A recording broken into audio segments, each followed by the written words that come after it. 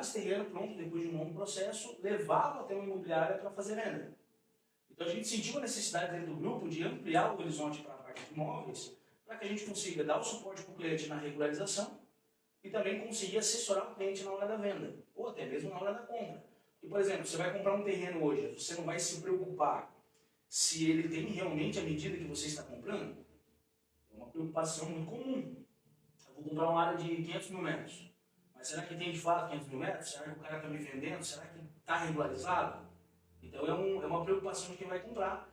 E automaticamente quando você vende, tem alguém comprando com essa preocupação. Então a ideia é dar esse suporte na regularização de qualquer documentação e deixar uma segurança maior na venda do imóvel para que o cliente possa estar amparado em todos os nichos.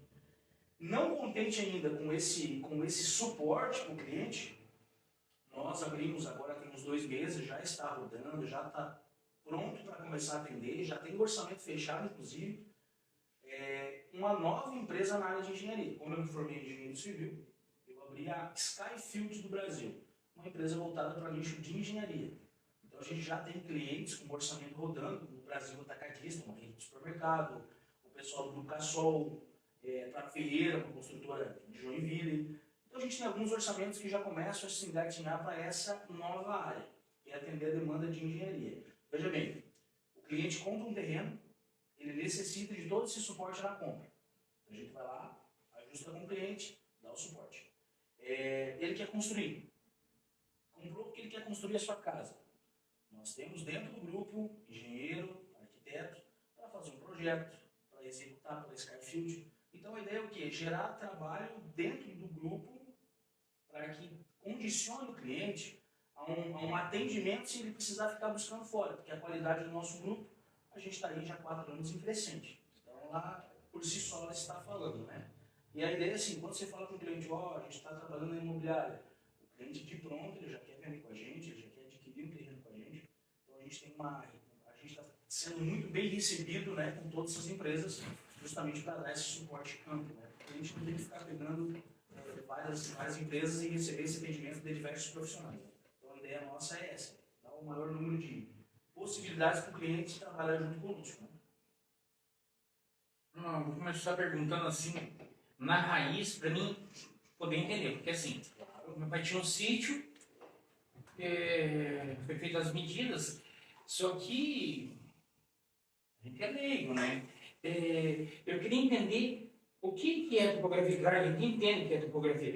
Também, na verdade, eu queria entender o seguinte: o que é aquele cara fica olhando aquela máquina e o cara vai lá na frente? Qual é o fundamento? Como que funciona aquilo dali? Certo. Muitas vezes até erroneamente o pessoal acha que está filmando, né? Ou quer ver coisa engraçada quando você está medindo do lado de uma BR.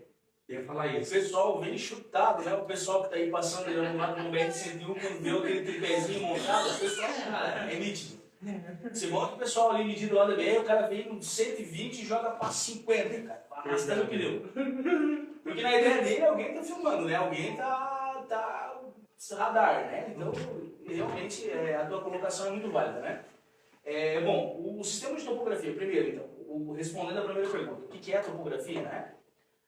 Topografia é o estilo, é a arte, é o modelo, é o trabalho que faz o levantamento da superfície terrestre, né? A gente tem a geodésia, o georreferenciamento, que é parte da geodésia, tem a agrimensura, são áreas correlatas, mas vamos citar aqui a topografia como exemplo. Então, do latim, topos, né? Questão de relevo, e grafia, né? Questão de medição. Então, nada mais é do que você medir os relevos, você transportar as informações que estão em campo, num determinado terreno, como dimensão, né, a largura, a altura, inclusive as elevações, transportar para um desenho no computador, um software, uma forma de você modelar, de você trabalhar com isso, né? Então, assim, o pessoal falava muito no agrimensor antigamente. Hoje em dia tem sistemas mais modernos de topografia, né? Mas o que você citou ali, medir um sítio, o pessoal trata muito como agrimensor, né? Que é o profissional que faz a medição para a topografia, ou para a agrimensor. E essas técnicas, né? Justamente o conjunto de técnicas é o que você falou. Tem um pessoal ali olhando, né? Um equipamento que antigamente se chamava de teodolito, que ele tinha a função básica de medir os ângulos e as distâncias. né? Hoje nós temos as estações totais, que são equipamentos conforme o teodolito, porém eletrônicos, né? Sofreu essa atualização. Antigamente, por exemplo, você ia medir um terreno, você tinha que anotar manualmente, calcular numa planilha, lançar numa planilha manual, o ângulo, o vértice, a distância, para você montar o teu polígono do terreno. Hoje a gente consegue isso através de equipamentos totalmente automatizados, né? Então ganha-se agilidade, ganha uma série de benefícios. Mas o equipamento da estação total que a gente vê, ela trabalha de certa forma eletronicamente, né, através de um operador, que o sinal ele tem que refletir, né, através de um prisma, que a gente chama. Então, normalmente, a topografia ela é composta por pelo menos 2 profissionais. Um que opera o equipamento, o outro que segura o prisma. Ele leva o prisma em determinados pontos do terreno, e o equipamento só consegue ler. Claro, eu teria que entrar numa outra margem de raciocínio que equipamentos que fazem leitura sem prisma. Mas no modo tradicional, ele lê somente onde está aquela haste. Ele bate o sinal, ele reflete para o equipamento e ele traz a informação.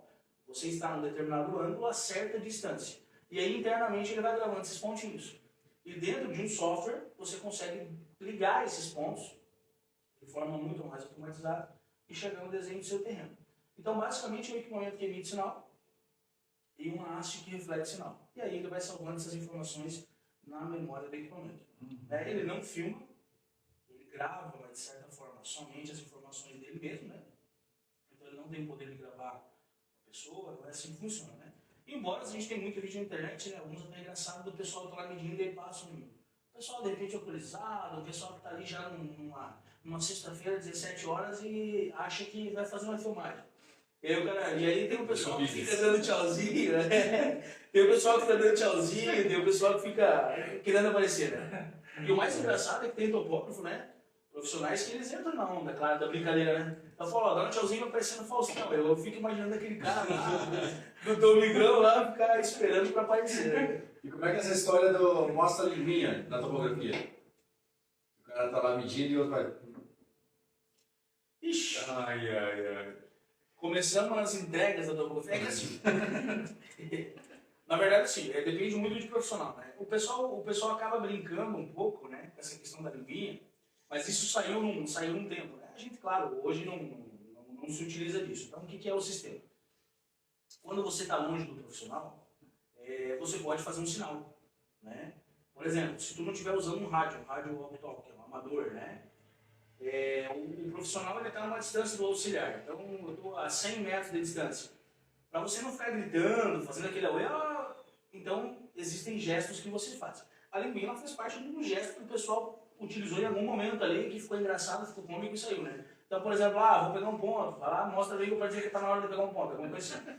Mas não tem aqui, pelo que eu entendo, o prisma tem que estar nivelado, né? Tem que estar nivelado. E às vezes se o cara segura e não pode soltar a mão dali, né? Não pode soltar. Daí como é que faz? Então, assim, mas tem profissionais, na verdade, assim, a gente brinca muito com essa história, porque realmente saiu uma época que o pessoal tem que mostrar a língua para dizer que está na hora de pegar o ponto, eu já peguei o ponto. Claro, isso é uma brincadeira que surgiu, né? O que o pessoal faz? Então, por exemplo, na hora que eu vou pegar um ponto, o profissional tem que segurar, é um procedimento, né? Tem que segurar para dar a chamada ré. O profissional está instalado, ele vai pegar um ponto de origem para iniciar o trabalho. Hoje, em vez da linguinha, o pessoal acaba fazendo assim com a mão, vou pegar a pluma. E aí o cara tem, por disponibilidade, fica lá colocando a bolha no centro, aplumadinho, né? Tem uma bolha para não ficar fora do nível, uma bolha de nível, né? Então assim, essa história foi uma história que saiu meio engraçada na época, né? Que o pessoal usa, mas o normal é gesto com a mão, né? Tu faz o gesto com a mão, tu faz assim quando terminou de fazer o levantamento. Só que, claro, dentro do grupo árabe a gente acaba não mostrando a linguinha, né? No grupo a gente tem rádio, né? Todas as equipes elas possuem rádios, né? Para que, claro, eles passem por rádio, né? Então eles pegam um rádio e eles falam, pode mostrar a linguinha. Mas a ideia é essa, a ideia é do rádio. Então, tá na hora de pegar o ponto, acabei de pegar o ponto, esqueceu um ponto para trás. Então a comunicação é tudo por rádio, né? A gente tem rádio ali, por mais que chama de amador, né? Mas são rádios que pegam até 10 km, né? 10 km. Então, por exemplo, uma das obras que nós desenvolvemos foi a obra do Mercado Livre na cidade do Governador Sérgio Ramos. Aquilo ali é uma cidade industrial, era máquina passando para tudo quanto é lado, duas equipes trabalhando. Então, só no Grupo Árabe a gente tinha 4 funcionários lá dentro. uma galera de engenheiros, sei lá, 5, 6 engenheiros, um cuida de uma parte, outro cuida de outra parte.